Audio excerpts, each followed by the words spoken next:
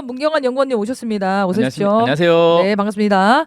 자, 오늘은 저희가 방송에서 다 다루지 못했습니다. 그 미국과 이란의 종전 양해각서 MOU 전문이 어젠가 그저께인가요? 공개됐는데 그 전문 내용 세세하게 한번 다뤄봐야 될 것 같습니다. 자, 그러면 소개를 좀 해주시죠. 네, 일단 양해각서가 뭔지부터 좀 알아야 됩니다. 의외로 양해각서가 뭔지를 모르시는 분들도 있더라고요. 이게 보통 양해각서는 기업 간에 많이 체결을 해요. 그래서 국가 간에 특히 전쟁과 관련해서 양해각서를 체결한다는 얘기는 저는 금시초문이고 특이했죠. 네, 많은 사람들이 이게 뭐야라고 이제 얘기를 하더라고요. 이 양해각서는 정확하게 말하면 법적인 효력이 없는 거예요. 법적인 효력은 없지만 우리가 이런 걸 합의했어라고 해서 도덕적인 어떤 그 효력만 있는 겁니다. 협정 같은 게 아니군요. 네, 협정이 아니에요. 그래서 기업 간에도 양해각서 체결한 다음에 그걸 깨도 아무 문제가 안 돼요. 다만 서로 그걸 깨면 서로 손해니까 안 깨는 것뿐이지. 그래서 약간 사전 가계약 같은 그런 비슷한 개념이다 이렇게 보시면 돼요. 그래서 네. 아니 이걸 왜 그냥 협정을 안 맺고 양해각서를 맺었을까라고 했을 때 뭐 미국과 이란 양측의 요구가 있었을 것 같아요. 아무래도 바로 협정 맺기에는 이란 입장에서는 미국을 믿을 수가 없어. 그러니까 일단 양해각서를 맺고 실제 이행하는 거를 지켜본 다음에 그 다음에 하나씩 이행을 해보자. 뭐 이런 생각이었을 수 있고 미국 같은 경우는 처음부터 이걸 협정으로 딱 맺어버리면 완전히 패배하는 게 확정이 돼버리기 때문에 양해각서를 맺어놓고 우리한테 불리한 건 이행 안 하면 돼 이런 식으로 좀 이렇게 빠져나갈 구멍을 만들기 위해서 양해각서라는 형식을 따오지 않았나 뭐 이렇게 생각이 좀 되고요. 자 이제 하나씩 들어가 봅시다. 1조 제 1조를 보면 원래 이제 어떤 협정이나 뭐 조약 계약서든 1조가 이제 제일 중요하잖아요. 이 협정의 목표, 네. 그다음에 범위, 내용 이런 것들을 쫙 규정하고 있는데 여기서 특이한 게 뭐냐면 1조부터 레바논 얘기가 나와요. 그러니까 아니 미국과 이란 사이에 맺는 협정인데 레바논이 주된 지금 쟁점이 돼버리는 매우 특이한 상황인데 이렇게 된 이유는 뭐냐면 이스라엘이 계속 레바논을 지금 공격하고 있어요. 네. 그래서 우리가 미국 이란 전쟁에만 관심을 갖고 뉴스도 그 뉴스만 나오다 보니까 잘 모르는데 사실 레바논이 거의 지금 그 이스라엘이 가자 지구를 침공해가지고 수만 명을 학살하지 않았습니까? 그런 급으로 지금 레바논을 공격을 하고 있어요. 레바논이 거의 일방적으로 지금 당하고 있는 상황이거든요. 물론 이제 지상군 같은 경우는 헤즈볼라가 좀 반격을 해가지고 이스라엘에도 타격이 있다고는 하는데 어쨌든 공습을 일방적으로 하고 있어서 레바논 사람들이 계속 죽고 있어요. 레바논 마을도 완전히 다 파괴되고 그런 상황에서 이 이란이 레바논을 지원을 하고 있기 때문에 레바논도 우리 편이다. 따라서 우리 편 공격하면 나 이거 휴전 못한다. 이렇게 한 거예요.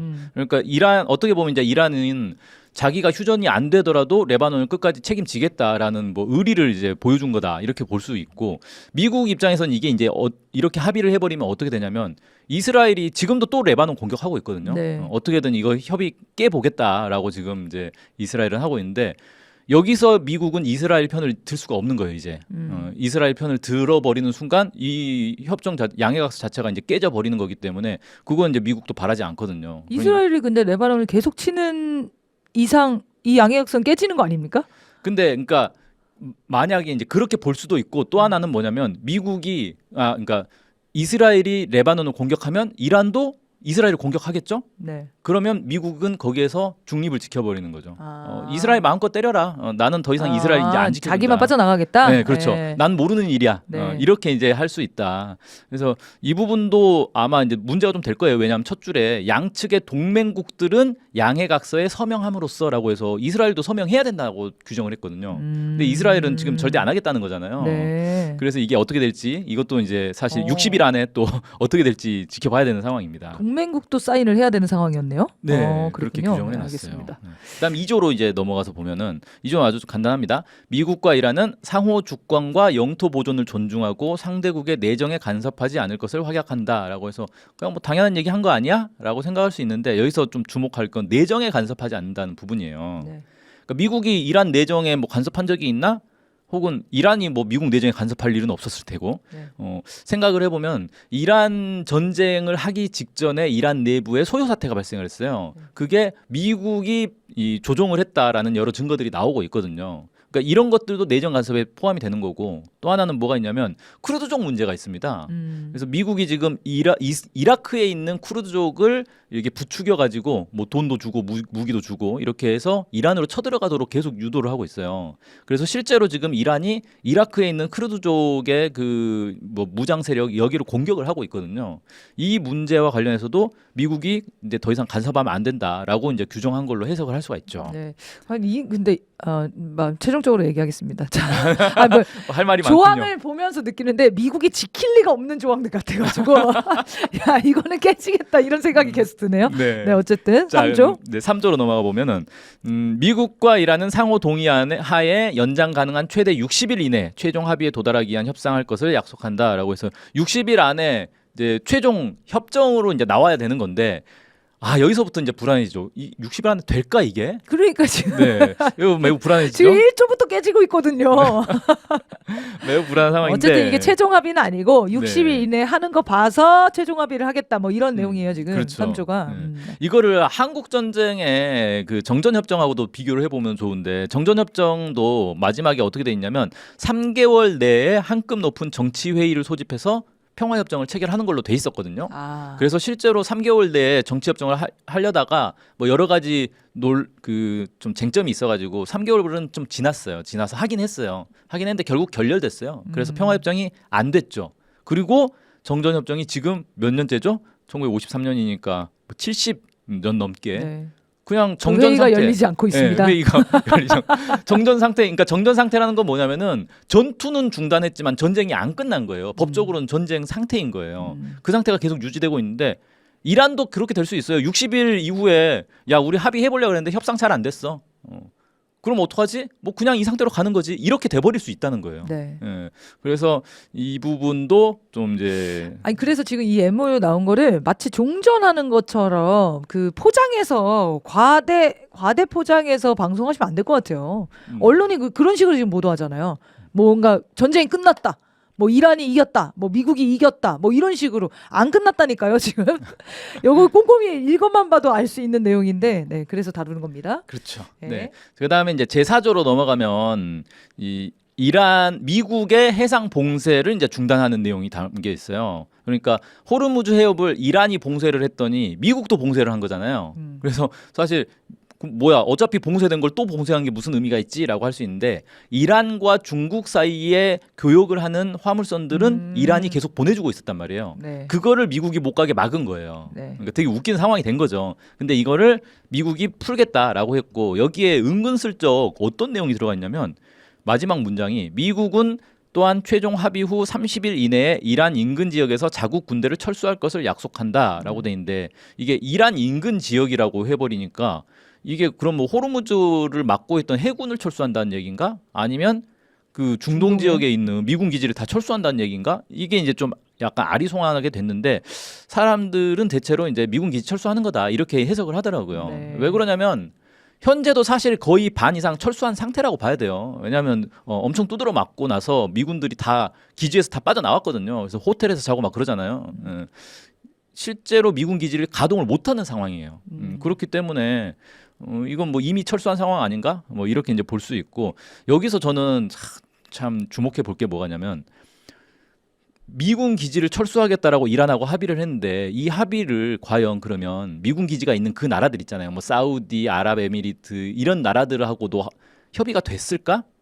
라는 생각이 드는 거예요. 그런 나라들과 협의 없이 그냥 일방적으로 이란하고 합의했을 가능성이 저는 높다고 보거든요. 그렇죠. 그러니까 이 나라들은 자신들 땅 빌려주고 미군 와서 우리 좀 지켜주세요 하고 기지를 이렇게 허용을 해줬더니 그것 때문에 자기들 두드러 맞고 미국은 네. 갑자기 그냥 자기 간다는 거예요. 나 한마디 말도 없이 상의도 없이 이런 상황 지금 뭐 된 거 이런 아니에요? 나라가 다 있어요 진짜. 완전 뒤통수 맞은 지금 상황일 수 있다 이거 지금. 뭐 이런 나라가 다 있냐고 정말. 국제법이고 뭐 외교 관계고 다 집어치우고. 네, 이런 황당한 내용이 또 들어 있는데 어쨌든 이건 이란이 엄청난 성과 아닙니까? 이란이 얻을 수 있는? 그러니까 어떻게 보면 진짜 이란을 완전히 포위하고 있었거든요. 미군 기지가 엄청 많았어요. 이란 주변에. 그거를 다 없앤다는 거는 진짜 미국과 실제 전면전을 해서 이긴 거나 다름없는 그런 성과를 낸 거다. 이렇게 볼 수가 있죠. 네. 그다음에 이제 5조로 넘어가 보면은 이건 이제 매우 특이한 조항이죠. 자, 여기에 이제 보면은 이 부분이 있어요. 이렇게 구체적으로 네, 자세하게 나왔는데 상업용 선박의 통항은 즉시 시작되며 이런 문구가 있어요. 그러니까 이제 이란이 그동안 호르무즈 해협을 봉쇄를 했는데 여기서 상업용 선박은 그냥 이제 보내주겠다라는 거예요. 자, 그럼 이 얘기는 뭐냐면 미국 군함은 못 들어와라는 얘기예요. 군용 선박은 안 되고 상업용만 허용이 돼라고 했어요. 그 다음에 30일 이내에 정상화된다. 왜? 그 기뢰를 제거해야 되기 때문에 이란이 기뢰를 제거하기로 한 거예요. 그렇게 해서 30일 이내에 이제 정상화하기로 했는데 이게 약간 웃긴 게 뭐냐면 이란이 맘먹기에 따라서는 이게 우린 기뢰 다 제거했어라고 해도 정상화가 안 될 수가 있어요. 왜 안 되냐면 이 배라는 게 우리가 생각하는 그런 조그만 배가 아니라 이거 화물선들 엄청 크거든요. 항공모함하고 맞먹을 정도의 크기예요. 되게 큰 배들이 많은데 이런 배들은 중요한 게 보험이에요. 이게 해상 사고가 나버리면 피해가 어마어마하게 크기 때문에 이 해상 보험을 들고 이 보험사의 지시에 따라야 되는 거예요. 지시에 따르지 않고 행동하다가 사고 나면 보험금을 못 받거든요. 네. 근데 보험사 입장에서는 야, 그 기뢰 제거한 거 맞아? 불안한데? 제거 안 됐을 것 같은데? 가지 마. 일단 보류. 이렇게 할 가능성이 높다는 거예요. 그러니까 30일 이내에 정상화될 가능성은 거의 없다라고 전문가들은 보더라고요. 그래서 이란은 사실 별로 의무 이행할 게 뭐 이렇게 빡빡한 게 아니다라는 거죠. 그리고 이란의 잘못도 아니고 그렇게 네. 되면요. 그렇죠. 보험사에서 제지를 하는 네. 거기 때문에 우리는 기뢰 다 제거했어. 뭐 너네가 왜 안 가? 우린 가라고 했어. 이렇게 이제 돼버리는 꼴이 되는 거고. 네. 그 다음에 이제 더 재밌는 건 뭐냐면 이란은 해당 국제법 및 연안국의 주권적 권리에 의거하여 향후 호르무즈 해협의 관리 및 해사 서비스 정의를 위해 다른 페르시아만 연안국들과의 논의 속에서 오만 술탄국과 대화를 진행한다. 그래서 호르무즈 해협이 위쪽은 이란, 아래쪽은 오만이에요. 그래서 이란과 오만이 이 호르무즈 해협을 관리하고 해사 서비스를 하겠다라는 건데 이게 이제 무슨 얘기냐면 사실상 통행료를 받겠다는 거예요. 통행료를 받는데 통행료를 받는 거는 사실 국제법적으로 불법이거든요. 이게 무해 통항권이라고는 이제 국제 그 해양법에 따른 권리가 있어요. 네. 내 배는 저 나라를 위협하지, 저 나라에 해를 끼치지 않는 이상 저 나라의 바다를 가는 건 누구도 제지할 수 없다라는 게 기본 이 권리예요. 네네. 그러니까 내 바다를 지나간다고 해서 돈을 받을 수 없는 거예요. 이거는 법적으로는 없어요. 그런데 현실적으로는 이걸 받아내는 나라들이 있습니다. 대표적인 게 튀르키예요. 튀르키예란 나라가 사실은 이제 아시아 쪽, 유럽 쪽이 갈라져 있어요. 그 사이에 바다가 있거든요. 네. 그 해협이 이제 보스포루스라는 해협인데 이 해협을 이제 배들이 다니는데 사실 이쪽도 튀르키예, 저쪽도 튀르키예니까 이 해협도 튀르키예가 사실상 관리를 하는 거잖아요. 네. 그러니까 튀르키예가 여기서 통행료를 받고 싶은데 통행료 받는 건 불법이니까 어떻게 하냐면은 서비스료를 받는 거예요. 너네 지나갈 때 혹시 사고 나면 우리가 구조해 줄게. 뭐 이런 거 있잖아요. 관리 범위 안에 있으니까. 네. 네. 너네 뭐 환자 있으면 우리가 가서 의약품 제공해 줄게. 뭐 그걸 이런 식으로 해서 서비스라는 이름으로. 네, 그래서 서비스 명목으로 통행료를 사실상의 통행료를 받고 있거든요. 네. 이란도 이제 이렇게 하겠다는 거예요. 통행료는 뭐 법적으로 문제가 있으니까 그러면 우린 서비스료를 받을게.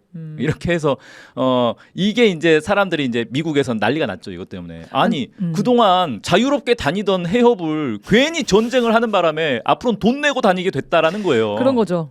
이게 뭔 이거 전 황당한 세계가 상황이야. 항의해야 되는 상황이 됐어요 네. 지금. 이 미국 때문에 지금 전 세계가 피해를 본 거잖아요. 그러네요. 네.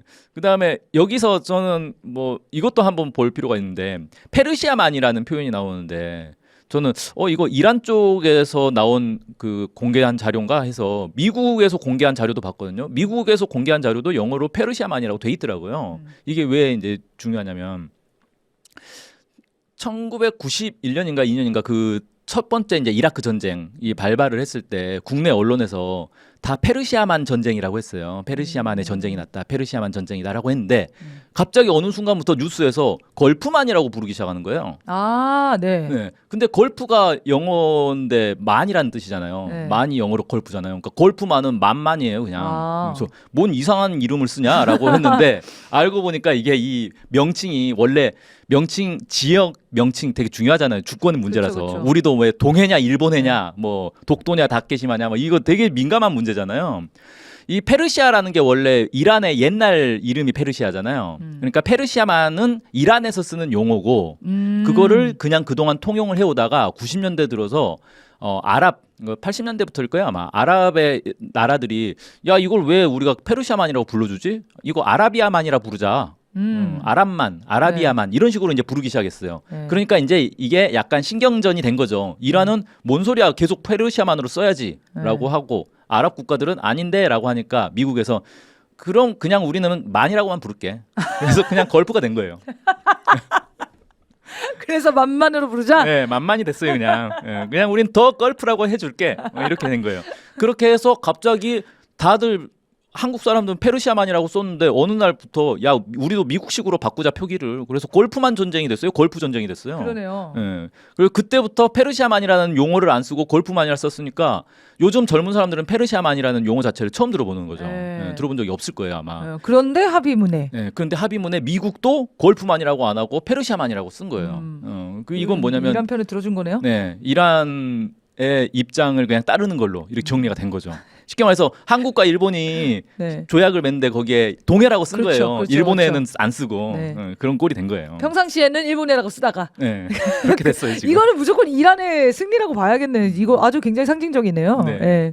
그다음에 제6조 이것도 정말 처참한데 미국은 이란의 재건과 경제 발전을 위해 지역 파트너들과 협력하여 최소 3천억 달러 규모의 상호 합의된 확정적 계획을 수립할 것을 약속한다. 그래서 최소 3천억 달러면 우리 돈으로 한 450조 네. 뭐 정도 어마어마한 돈인데 이게 뭐냐면 미국이 이란 때려 부셨으니까 배상을 하는 거예요. 이게 패전국의 전쟁 배상금입니다. 사실상 이 규모가 2차 세계대전 후 독일이 배상한 것과 거의 비슷한 규모거든요. 와. 그러니까 이걸 이제 그때 당시의 돈을 오늘날의 가치로 따져보면 수천억 달러 된다고 하더라고요. 네. 그러니까 이건 뭐 독일이야 미국이 완전히 패전국이라는 걸 인정을 하는 거죠.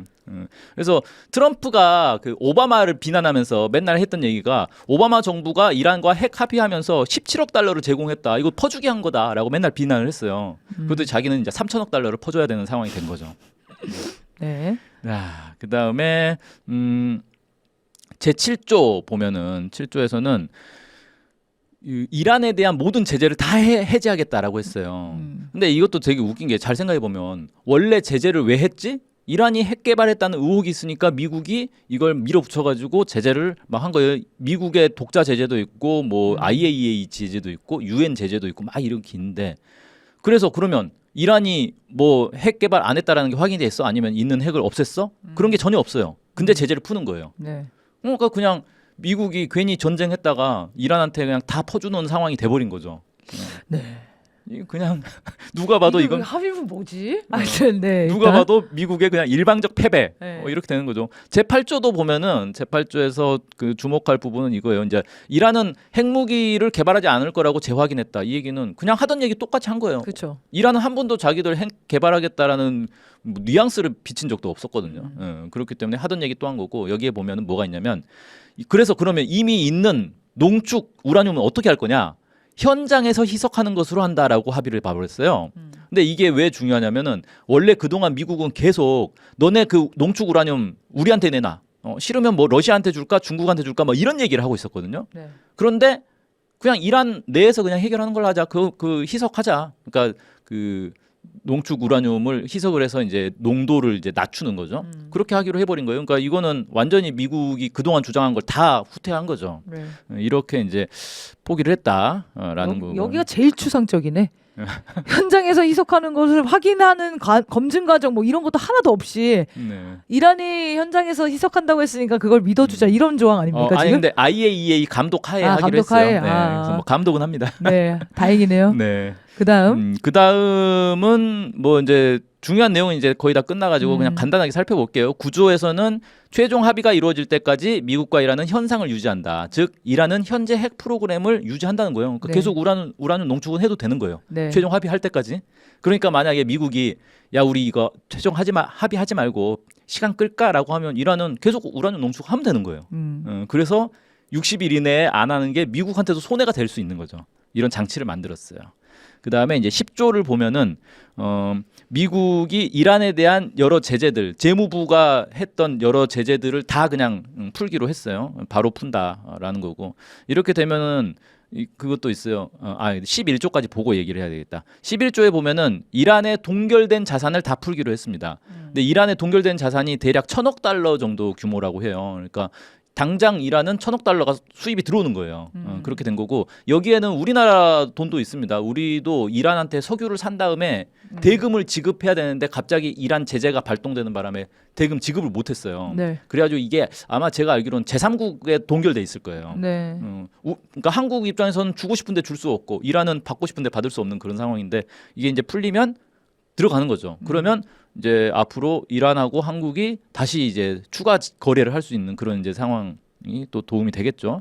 네. 자, 그다음에 12조는 그냥 서로 이제 잘 감시하자라는 거고 13조는 일단 뭐 그 합의되는 걸 보면서 최종 합의로 간다. 이행하는 거 보면서 가겠다. 뭐 이런 네. 거고 14조는 유엔 안보리에서 이제 승인을 해야 된다. 뭐 이런 내용인데 다 보고 나서 보니까 하나 빠진 게 있어요. 이거 있어야 되는데 뭐냐? 이란 미사일에 대한 내용이 아예 빠져버렸습니다. 그러니까 미국은 애초에 얘기한 건 이란 정권 체제 교체하겠다. 그다음에 이란 핵 능력을 없애겠다. 그다음에 이란의 미사일 능력을 없애겠다라고 했는데 미사일은 아예 언급조차 못하는 상황이 됐어요.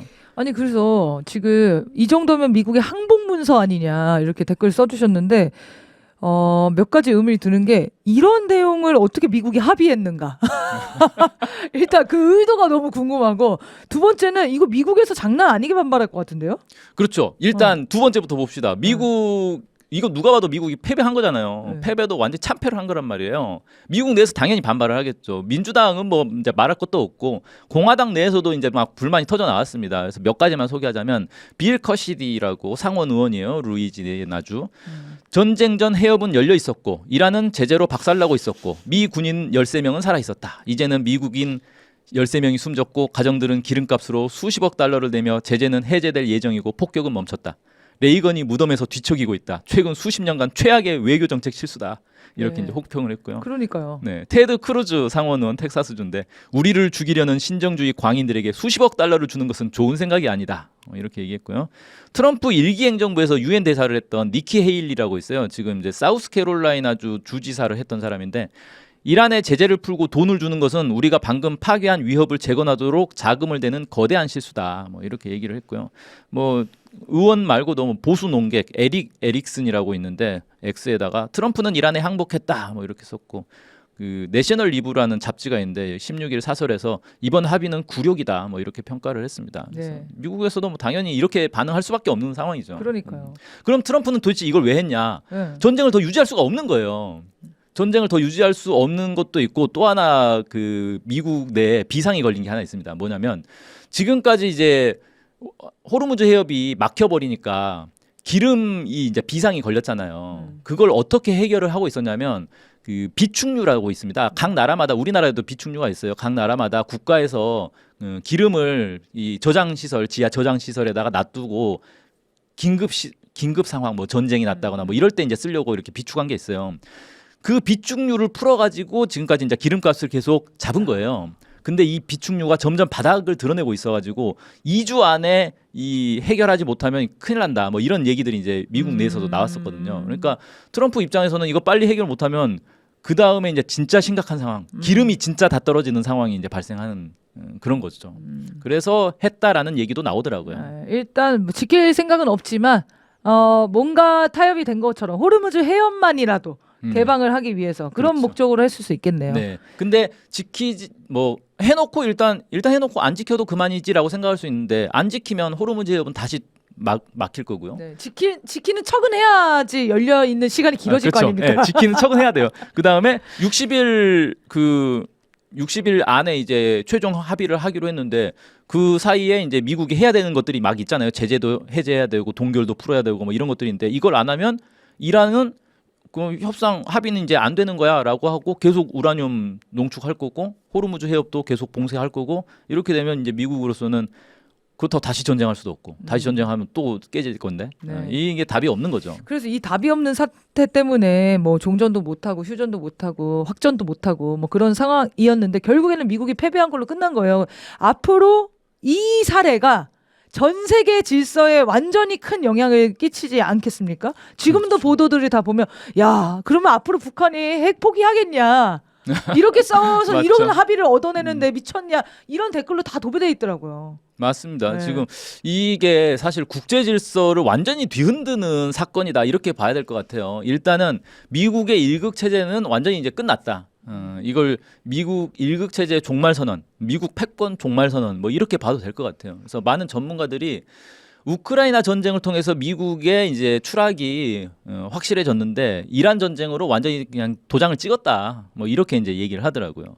그러면서 그럼 이제 어떻게 되겠어요? 미국의 국제적 영향력이 완전히 급격히 이제 쇠퇴하겠죠. 각 나라들 특히 이제 동맹국들도 미국하고 동맹을 유지하는 게 이게 이득인가? 따져봐야 되는 상황이 돼버린 거예요. 네. 계속 유지해야 되나? 뭐 이런 게 있고 미국 내부도 이제 엄청난 혼란이 발생하겠죠. 생각을 해보면 베트남 전쟁 때도 비슷한 상황이었어요. 베트남 전쟁 패배하고 나서 미국 내에 막 그 패배주의, 염세주의 이런 게 막 퍼지면서 그때 이제 미국에서 유행한 게 히피족이라고 해서 막 집도 버리고 그냥 혼자 떠돌아다니면서 마약하고 뭐 이런 사람 젊은이들이 막 그러고 살았어요. 집시들이었죠. 네, 그렇죠. 예. 그게 이제 뭐냐면 젊은이들이 미국이 세계 최고야 최강이야라고 막 그런 자긍심에 살고 있었는데 어느 날 보니까 베트남이라는 뭐 들어보도 못한 나라한테 전쟁에서 졌네. 그래가지고 막 전쟁 막 상위 군인들이 잔뜩 들어와 다 마약에 취해가지고 있고 막 이런 거 보면서 미국 젊은이들이 무슨 생각했겠어요. 야 우리나라 망했구나. 이러면서 이렇게 되는 거예요. 그래서 미국 내 내부 혼란도 어마어마하게 이제 발생할 것으로 보이고 그다음에 이 전쟁으로 원래 이란은 이제 지역 강국이었는데 이제 세계 강국으로 이제 등극을 한 상황이 됐다 이렇게 봐야 될 것 같고요. 전 세계에 있는 미군 기지들 여기가 이제 앞으로 초미의 관심사가 될 것 같습니다. 주한미군 기지까지 네. 포함해서요. 우리나라에 끼치는 영향도 상당할 것 같고요. 지금 그리고 이제 미국이 한반도로 전쟁을 옮겨오고 싶은 욕망이 아주 꿈틀꿈틀하고 있기 때문에 여기서도 북중로가 어떻게 대응할지 그리고 우리 정부는 또 어떻게 대응할지 완전히 큰 변화가 있지 않을까 싶습니다. 정부도 이 부분에 대해서 신경을 많이 써야 될 것 같네요. 자, 오늘 여기까지 30분이 흘렀는데 G7 회의 요거 공동성명 얘기는 좀 해야겠죠? 네, 이건 좀 중요합니다. 네, 요거 좀 그래도 한 일주일 정도 됐는데 많은 분들이 이 성명에 대한 우려들을 제기를 하고 있습니다.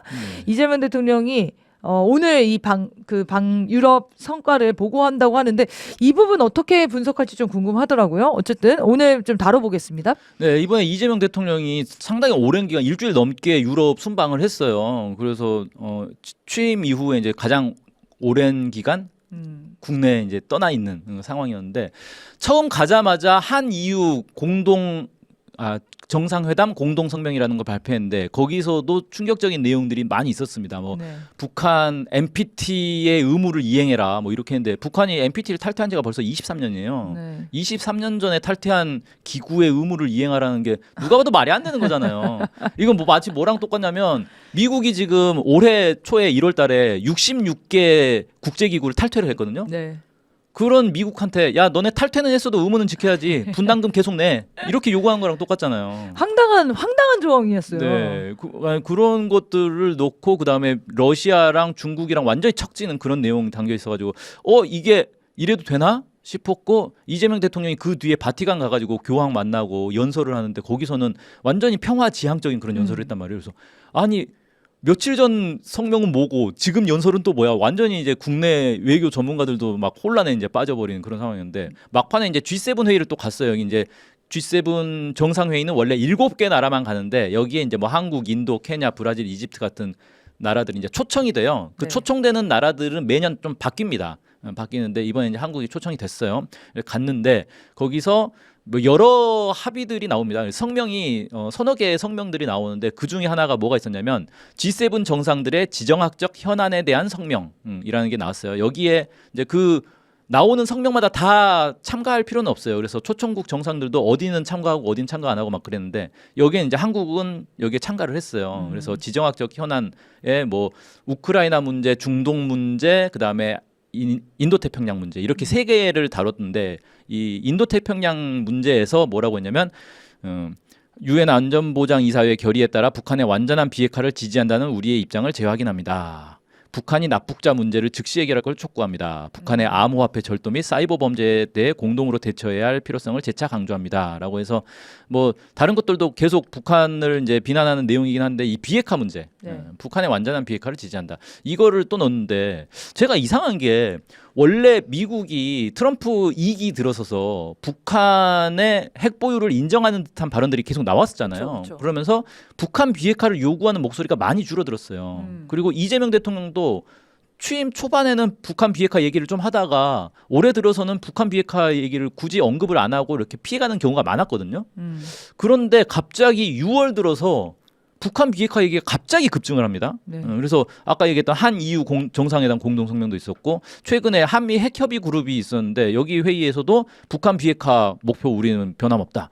한미일 외교 당국자 회담이 며칠 전에 있었어요. 거기서도 또 이 얘기가 나오고 미중 정상회담에서도 뭔 얘기가 나왔냐면 트럼프는 중국이 북한 비핵화에 대해서 합의했다, 동의했다, 뭐 이런 식으로 얘기했는데 중국은 그런 적 없다라고 얘기를 하는 황당한 이제 상황이 있었죠. 그다음에 그 엊그저께 또 미 국무부 부차관보가 북한 비핵화를 지금 트럼프 정부에서는 정책 우선순위에서 매우 높은 위치에 놓고 논의 중이다, 뭐 이런 얘기를 하고 그래서 최근 며칠 사이에 북한 비핵화 얘기가 갑자기 급증을 했어요. 근데 북한 비핵화 얘기를 하면 북한은 당연히 이건 우린 받아들일 수 없어. 너네 왜 우리 주권을 건드려? 너네랑 대화 안 할 거야. 이거잖아요. 그러면 이건 뭐지? 한국과 미국이 북한하고 대화하는 걸 포기했나? 네.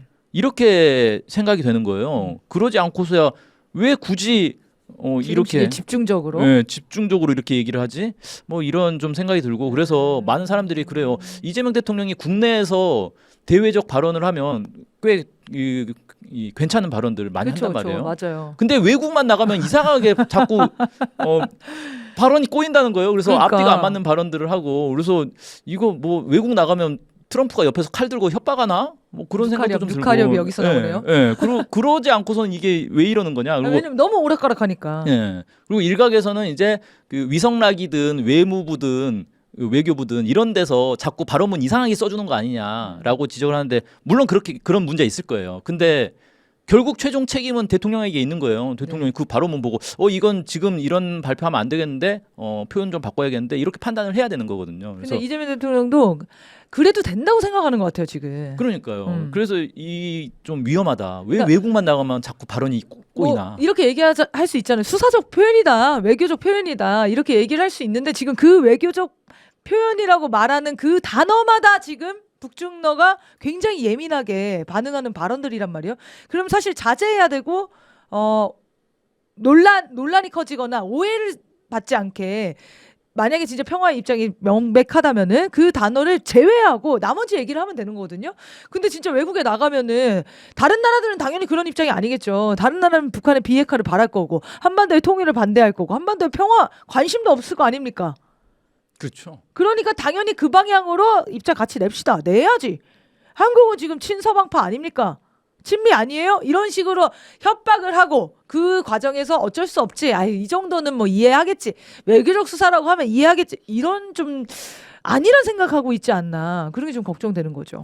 네, 그래서 이번에 이 유럽 순방을 통해 가지고 한국이 확실하게 나는 미국 유럽 편이야라는 거를 공개적으로 천명하는 꼴이 돼버렸어요. 그러니까요. 우리는 중립을 지키고 우리는 북한, 중국, 러시아하고도 잘 지내고 미국, 유럽하고도 잘 지낼 거야 이런 입장을 취해야 되는데 그게 아니라 우리는 완전히 미국, 유럽 편이기 때문에 러시아, 중국, 북한 다 적이야 우리 적이야 뭐 이런 입장으로 지금 천명을 한 꼴이 돼버려가지고 매우 위험하다. 그래서 사실 저는 유럽이나 G7 이런 데 이제 대통령이 안 갔으면 좋겠어요. 거기 저 망해가는 나라 가서 뭐 합니까? 거기 망한 나라들 정상들 모여가지고 신세한탄하는 데가 G7이에요. 그러니까 우리는 망하지 않고 우리는 네. 그래 뜨고 있는 나라인데 차라리 브릭스 이런 데 초청해가지고 좀 참관인으로 가면 차라리 그게 미래를 위해서 도움이 되지 않겠나 싶어요. 그러네요. 네, 그렇습니다. 그래서 외교적 발언에 대해서 저희가 예민하게 이렇게 문장 다루는 이유가 있습니다. 이게 실제로 지금 굉장히 큰 영향을 끼치고 있기 때문에 그래요. 한국이라는 위치가 지금 너무나 중요해진 위치거든요. 그러니까 미국이 저렇게 전방위적으로 흔들려고 들어오는 거예요. 미국이 구상하는 전쟁 구상에 한반도가 빠지면 안 되거든. 근데 지금 우리 정부가 그런 데서 중재자 역할을 하고 싶어 하는 것 같은데 이건 실제로 중재라기보다는 기회주의의 성향이 더 많이 보여지는 장면 같아요. 모든 나라가 그렇게 생각하지 않겠습니까? 여기부터 저기부터 하는 것처럼. 근데 지금은 사실 망해가는 나라들이랑 손절 치고 뜨는 나라들이랑 같이 새로운 세계로 나아가는 게 이것이 가장 희망적이고 가능성 있는 얘기인 것 같아요. 모든 국민들이 그렇게 보고 있지 않나, 전 세계도 그렇게 보고 있지 않나 싶습니다. 그래서 경화적 사고에서 이런 내용들 계속 한번 분석해 나가겠습니다. 자, 오늘 준비한 방송은 여기까지 해야 되겠습니다. 자, 시청해주신 여러분 고맙습니다. 고맙습니다.